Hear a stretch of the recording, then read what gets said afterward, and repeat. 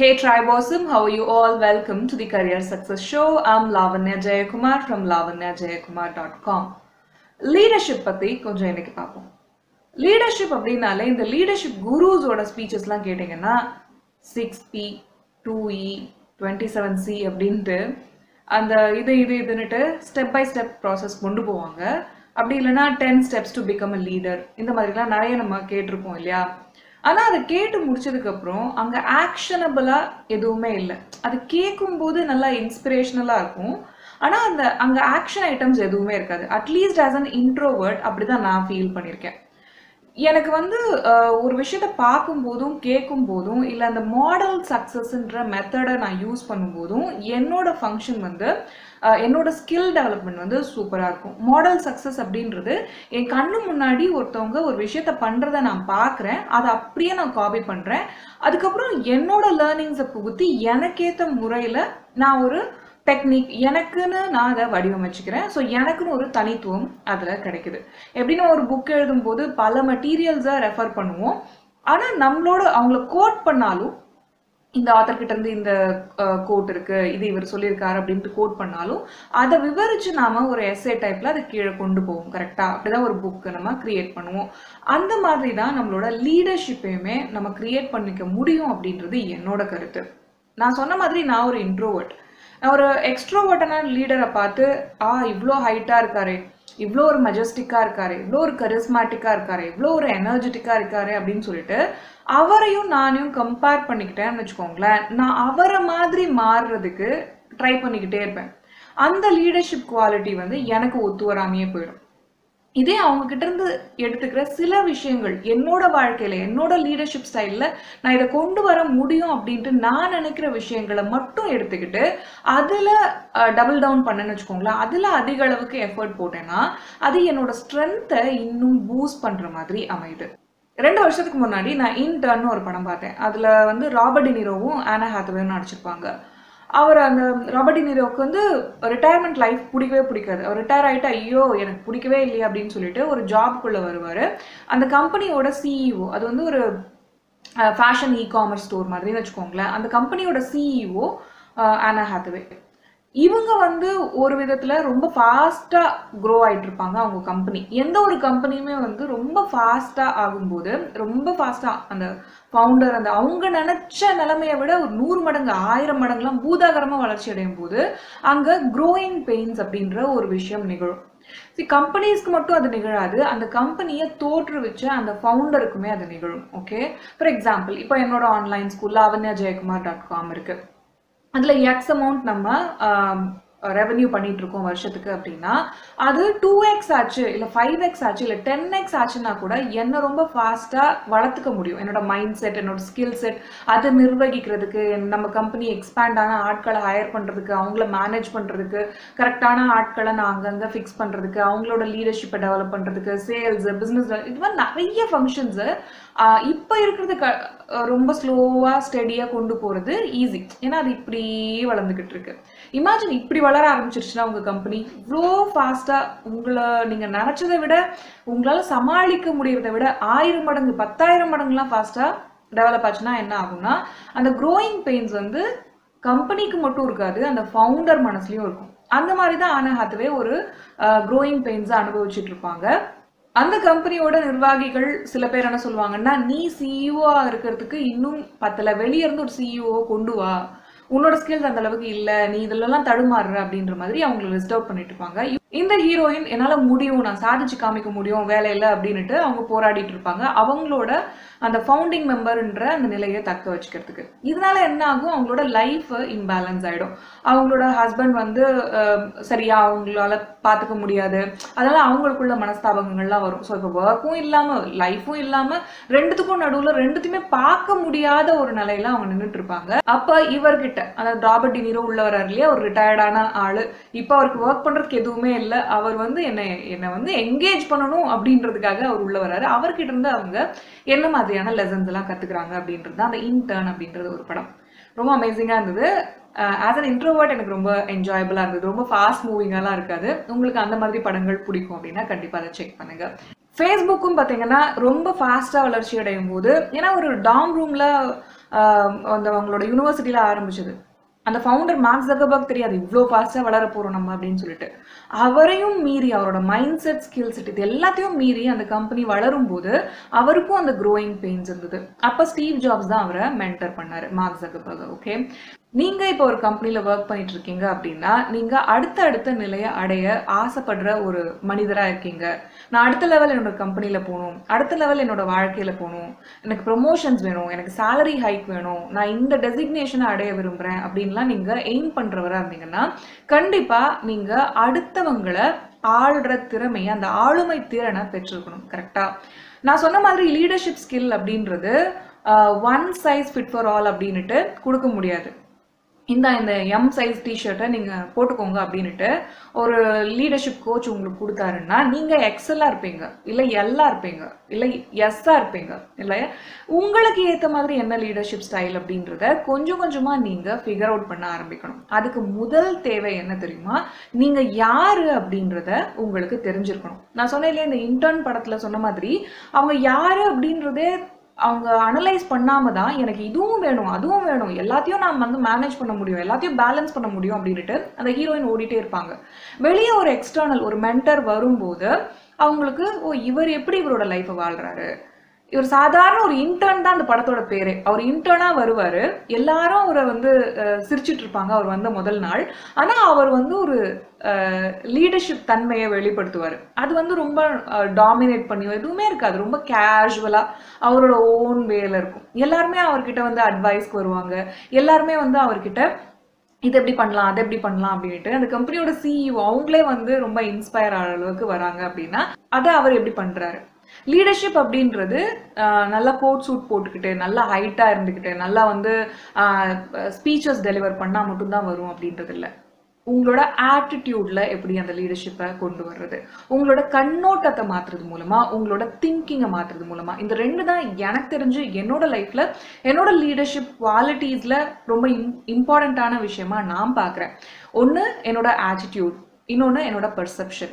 நான் ஒரு ப்ராப்ளமை நான் எப்படி பார்க்குறேன், நான் என்னோட கம்பெனியை எங்கே கொண்டு போக பார்க்குறேன், என்னோட ஒரு டீம் மெம்பரை நான் எப்படி பார்க்குறேன், அவங்களோட ஸ்கில் செட்டை எப்படி பார்க்குறேன், அவங்கள எப்படி எந்த லெவலில் நான் வச்சு பார்க்குறேன். அவங்களோட ஸ்ட்ரென்த் அண்ட் வீக்னஸ் அவங்களுக்கே தெரிஞ்சிருக்காது. ஆனால் நான் அதை கொஞ்சம் ட்ரிகர் பண்ணும்போது இது பண்ண, இது உனக்கு ஒர்க் அவுட் ஆகலை, இதை விட்டுரு, நீ இதை ட்ரை பண்ணு அப்படின்னு சொல்லிட்டு அவங்ககிட்ட ஒரு சாய்ஸ் கொடுக்கும்போது அவங்கள எப்படி நான் ஓப்பன் மைண்டடாக ஆக்க வைக்கிறேன். ஏன்னா நம்மளோட டீம் மெம்பர் ஒரு கடிவாளம் கட்டின குதிரை மாதிரி போயிட்டு இருப்பாங்க. அவங்கள நான் வந்து அவங்களோட பேரடமை ஸ்விட்ச் பண்றதுக்கு நான் அவங்கக்கிட்ட பேசணும். என்னோட கம்யூனிகேஷன் அங்கே ரொம்ப முக்கியம். என்ன நான் கம்யூனிகேட் பண்றேன், என்னோட விஷனை அவங்களுக்கு கம்யூனிகேட் பண்றேன். ஏன்னா என்னோட விஷனை அந்த கம்பெனிக்காக இருக்கு, என்னோட விஷனை அடையிறதுக்கு அவங்களோட சப்போர்ட், அந்த கொலாபரேஷன்ன்றது ரொம்ப முக்கியமா தேவைப்படுது. ஸோ இந்த மாதிரியான விஷயங்கள்லாம் கொஞ்சமா வளர்க்குறதுக்கு நீங்க ட்ரை பண்ணணும். ஒரு 2 நாள் 3 நாள் மட்டும் அந்த லீடர்ஷிப் புக்ஸை படிக்கிட்டு இல்லை ஒரு செமினார் அட்டென்ட் பண்றதால மட்டும் அந்த டிராஸ்டிக் சேஞ்ச் உங்களுக்குள்ள வராது. மேபி நீங்க கொஞ்சம் இன்ஸ்பிரேஷனலா ஃபீல் பண்ணலாம். ஆனா லீடர்ஷிப் அப்படின்றது கொஞ்சமா நீங்க வளர்த்துக்க முடியும். இங்க உங்களுக்கு இருக்க பெரிய அட்வான்டேஜ் பாருங்க. நீங்க ஒரு கம்பெனில ஒர்க் பண்ணிட்டு இருக்கீங்க, உங்களுக்கு வந்து 1 வருஷம் இல்ல 2 வருஷம் இல்ல 5 வருஷம் 10 வருஷம் கூட டைம் இருக்கும் கொஞ்சமா உங்களோட ஸ்கில் செட்டை வளர்த்துக்கிறது, எஸ்பெஷலி அந்த லீடர்ஷிப் அப்படின்ற ஒரு விஷயத்த. இதே எனக்கு பாத்தீங்கன்னா ஒரு ஆண்டர்பிரினருக்கு அந்த ரோலர் கோஸ்டர் ரைட் தான் பயங்கரமா இருக்கும். அந்த பிசினஸ் ப்ராஃபிட்டை அவங்க இன்க்ரீஸ் பண்றதுலயும் சரி, டெய்லி அந்த சேலஞ்சஸை சந்திக்கிறதுலயும் சரி, அவங்க க்ரோயிங் பெயின்ஸை சந்திக்கிறதுலயும் சரி. ஸோ இந்த வருஷம் நாங்க எக்ஸ் அமௌண்ட் வளர்ந்துருக்கோம், அடுத்த வருஷம் நான் வந்து 5x எய்ம் பண்றேன், இல்ல பை காட்ஸ் கிரேஸ் அது வந்து 50x போகுது அப்படின்னா எனக்கு வந்து டைமே இல்லை. பார்த்தீங்களா, ஒரு 1 இயர்க்குள்ள நான் வந்து அபரிமிதமான வளர்ச்சி அடைஞ்சாகணும். என்னோட மைண்ட் செட்ல, என்னோட ஸ்கில் செட்ல, என்னோட கம்பெனியை நான் ஆளும் திறன்ல, என்னோட ஆளுமை திறன்ல, என்னோட மைண்ட் செட்டை என்ன நான் மேனேஜ் பண்றேன், என்னையே நான் ஆண்டுக்கிறேன், அந்த திறன்லையும் நான் அவ்வளோ ஃபாஸ்ட்டாக க்ரோ ஆகணும். ஆனால் நீங்கள் ஒரு ப்ரொஃபஷனலாக, ஒரு ஒர்க்கிங் ப்ரொஃபஷனலாக உங்களுக்கு இருக்கிற ஒரு பெரிய அட்வான்டேஜ் அந்த டைம் அப்படின்றது. உங்களுக்கு நிறைய நேரம் இருக்கு, அதை முதல்ல மனசுல கொண்டு வாங்க. நம்மளுக்கு வந்து யூடியூப் கமெண்ட்ஸ் பண்றீங்க இல்லையா, I want to know about leadership அப்படின்றது. ஸோ அந்த லீடர்ஷிப் அப்படின்றது 10 டிப்ஸ் 5 P's 27 C's இதுலலாம் கிடையவே கிடையாது. நீங்க உங்களை பத்தி முதல்ல அறிஞ்சுக்கிறது, நீங்க யாருன்னு உங்களுக்கு தெரியுதா, உங்களோட ஸ்ட்ரென்த் என்ன அப்படின்றது உங்களுக்கு தெரியுதா. நீங்க லீடரா ஆகணும் அப்படின்னா அந்த லீடர்ஷிப் அப்படின்றது பெர்செப்ஷன் தானே. அடுத்தவங்களை உங்களை ஃபாலோ பண்ண வைக்கிறீங்க, அடுத்தவங்க உங்ககிட்ட கொலாபரேட் பண்றதுக்கு ஆவலா வர வைக்கிறீங்க. அதை நீங்க எப்படி கொண்டு வர முடியும்?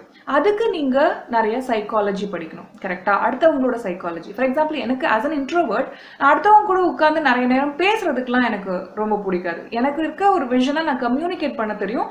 எனக்கு இதுதான் வேணும், நம்ம இங்க தான் போயிட்டு இருக்கோம் அப்படின்றத நான் கம்யூனிகேட் பண்ண தெரியும். அதே வந்து ஒரு ஸ்மால் டாக் பண்றது, அதெல்லாம் எனக்கு வந்து எனக்கு செட் ஆகாது. எனக்கு வந்து அந்த அளவுக்கு கம்ஃபர்டபுளா நான் ஃபீல் பண்ண மாட்டேன். ஸோ என்னோட அட்வான்டேஜ் என்ன? எனக்கு இருக்க வீக்னஸ் எனக்கு என்னன்னு தெரியும், எனக்கு இருக்க பிளஸ் என்னன்னு தெரியும்.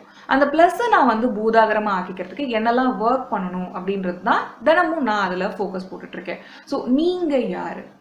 லீடர்ஷிப்க்கு அதுதான் ரொம்ப ரொம்ப முக்கியம். நீங்க யாரு? ஏன்னா நீங்க லீடர்ஷிப் குவாலிட்டிஸை, ஆளுமை திறனை எதுக்கு வளர்த்துக்கிறீங்க? அடுத்தவங்களை நீங்க சொல்ற வேலையை செய்ய வைக்கிறதுக்காக, அடுத்தவங்க உங்களை வந்து ஒரு லீடரா பார்க்கணுன்றதுக்காக, அடுத்தவங்க வந்து உங்களோட விஷனை நம்பி நீங்க சொல்ற வேலையை வந்து எக்ஸிக்யூட் பண்ணணும் அப்படின்றதுக்காக. கரெக்டா?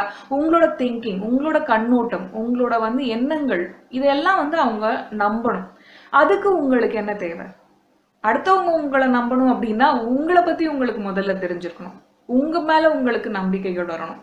உங்களோட ஸ்ட்ரென்த் என்ன அப்படின்றத உங்களுக்கு வந்து நைட் நீங்க நல்லா தூங்கிட்டு இருக்கீங்க அப்படின்னா கூட கண்ணை முழிச்சு டக்குன்னு யாரு கேட்டாலும் உங்களுக்கு சொல்ல தெரியணும். என்னோட ஸ்ட்ரென்த் இதெல்லாம், நான் இங்க போயிட்டு இருக்கேன், நான் இங்கதான் வந்து என்னோட கொடியை நாட்ட விரும்புறேன், நான் இங்கே தான் என்னோட டீமை கூட்டிட்டு போயிட்டு இருக்கேன், இதுதான் என்னோட கம்பெனிக்கான விஷன், இதுதான் என்னோட லைஃப்கான விஷன், இதுதான் எனக்கான விஷன், நான் என்னவா ஆகிட்டு இருக்கேன். நீங்க ஒரு லீடரா ஆயிட்டு இருக்கீங்க அப்படின்னா அந்த லீடரா ஆகுறதுக்கு முதல் விதையே வந்து நீங்க என்ன அப்படின்றத அறிஞ்சுக்கிறது தான். ஓகே, ஸோ உங்களுக்கு லீடர்ஷிப் பயங்கரமா பெருகணும், லீடர்ஷிப் குவாலிட்டிஸ்ல நல்லா வளரணும் அப்படின்னா முதல்ல ஒன்று ஞாபகம் வச்சுக்கோங்க. உங்களுக்கு நீங்க இப்போ வந்து 20ல இருந்து 30 வயசுல இருக்கீங்க அப்படின்னா வெல் அண்ட் குட், உங்களுக்கு நிறைய டைம் இருக்கு.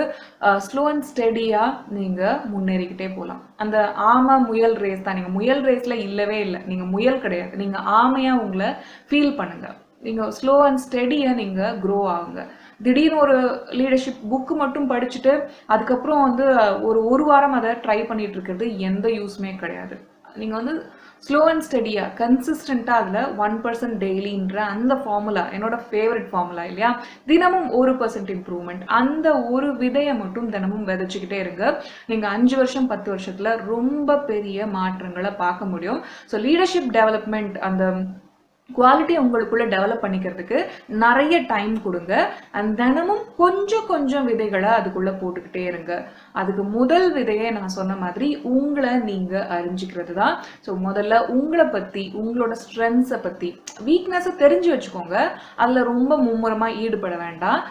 நம்மளோட ஸ்கூல்லலாம் வந்து நம்ம எந்தெந்த சப்ஜெக்ட்ல நல்லா மார்க் வாங்குவோம் அப்படின்றது நமக்கு நல்லா தெரியும். ஆனா நம்மளுக்கு வரவே வராத அந்த ஒரு பர்டிகுலர் சப்ஜெக்ட், சோஷியல் சயின்ஸோ இல்லை மேத்ஸோ, அதுல மட்டும் நம்ம பார்டர் லைன்ல பாஸ் ஆயிருப்போம். ஆனா நம்மளோட பேரண்ட்ஸ், நம்மளோட டீச்சர்ஸ் எல்லாருமே வந்து பேரண்ட் டீச்சர் இன்டர்வியூல பாருங்க எல்லாத்துலயும் நல்ல மார்க் வாங்கியிருக்கான், இதுல மட்டும் அவன் வந்துட்டான்னா அப்படின்னுட்டு நம்மள ஒரு ஆவரேஜ் இண்டிவிஜுவலா தான் ஆக்க விரும்புறாங்க. அப்படி ஆகாதீங்க. ஒரு ஜீனியஸ் என்ன பண்ணுவாங்க? அவங்களுக்கு எது நல்லா வருதோ அதுல டபுள் டவுன் பண்ணுவாங்க, அதுல இன்னும் பெருக்கம் பண்ணுவாங்க அவங்களோட எஃபர்ட்டை. கரெக்டா? அதை பண்ணுங்க. நீங்க யார்? நீங்க இன்ட்ரோவர்ட்டா, எக்ஸ்ட்ரோவர்ட்டா? உங்களோட கரிஸ்மா எப்படி இருக்கு? உங்களோட பாடி லாங்குவேஜ் எப்படி இருக்கு? உங்களோட கம்யூனிகேஷன் ஸ்கில் எப்படி இருக்கு? நீங்க உங்களோட EQ எப்படி இருக்கு? IQ எப்படி இருக்கு? இதெல்லாம் கொஞ்சமா ஸ்டடி பண்ணுங்க. உங்களோட லீடர்ஷிப்போட இம்ப்ரூவ்மெண்ட்டை செல்ஃப் அவேர்னஸ்ன்ற ஒரு விதையில இருந்து ஆரம்பிங்க. உங்களையே நீங்க தெரிந்து கொள்ளுங்க. உன்னை அறிந்தால் அப்படின்றது தான் இன்னைக்கு என்கிட்ட இருந்து வர மெசேஜ். உன்னை அறிந்தால் நீ உன்னை அறிந்தால் உலகத்தை நீ ஆளலாம். ஸோ உங்களோட ஆளுமை திறனை அதிகபட்சமா ஆக்கிக்கிறதுக்கு உங்களை அறியறதுல இருந்து ஆரம்பிங்க. அதுக்கு என்னோட ஃபேவரட் டூல் ஜர்னலிங் அப்படின்றது. அதை பத்தி நான் LJ ஷோல நிறைய பேசியிருக்கேன். அந்த வீடியோஸ் எல்லாமும் நான் இங்க லிங்க் பண்ண ட்ரை பண்றேன், அதையும் செக் பண்ணுங்க. நான் இன்னொரு கரியர் சக்சஸ் ஷோல உங்களை கண்டிப்பா மீட் பண்றேன். அது வரைக்கும் லாவண்யா ஜெயக்குமார். அண்ட் உங்களோட கரியர் டெவலப் பண்றதுக்கு நிறைய skill development, communication development courses எல்லாமே நம்மளோட lavanyajaykumar.com தளத்துல போயிட்டு இருக்கு, அதையும் செக் பண்ணுங்க. எல்லா ஒர்க்கிங் ப்ரொஃபஷனலுமே கண்டிப்பா இருக்க வேண்டிய ஒரு கோர்ஸ் அப்படின்னா அது நான் இமெயில் மாஸ்டரின்ற கோர்ஸ் சொல்லுவேன். அதுல சைக்காலஜி ஆஃப் இமெயில் ரைட்டிங் பத்தி நான் நிறைய சொல்லியிருக்கேன். ஸோ உங்களோட லீடர்ஷிப்பை நீங்க இம்ப்ரூவ் பண்ணிக்கணும்னு விரும்புனீங்கன்னா நீங்க எதை யூஸ் பண்றீங்க? கம்யூனிகேஷன். ஒன்று உங்களோட பாடி லாங்குவேஜ், உங்களோட words and then written words. சரியா? உங்களோட ஸ்போக்கன் வேர்ட்ஸ் ஒன்று இருக்கு, உங்களோட ரிட்டன் வேர்ட்ஸ் இருக்கு. ஸோ உங்களோட ரிட்டன் வேர்ட்ஸ், அந்த இமெயில் ரைட்டிங்ன்ற ஒரு விஷயத்தை யூஸ் பண்ணியும் நீங்க நிறைய சைக்கலாஜிக்கலி இன்ஃப்ளூயன்ஸ் பண்ண முடியும் அடுத்தவங்களை. அந்த சைக்காலஜிலாம் தெரிஞ்சுக்கணும் அப்படின்னு ஆசைப்பட்டீங்கன்னா நம்மளோட இமெயில் மாஸ்டரி கோர்ஸ்லையும் வந்து இணைங்க. நான் உங்களை கண்டிப்பாக அடுத்த கரியர் சக்ஸஸ் ஷோவில் நெக்ஸ்ட் டியூஸ்டே மீட் பண்ணுறேன். அது வரைக்கும் லாவண்யா ஜெயக்குமார்.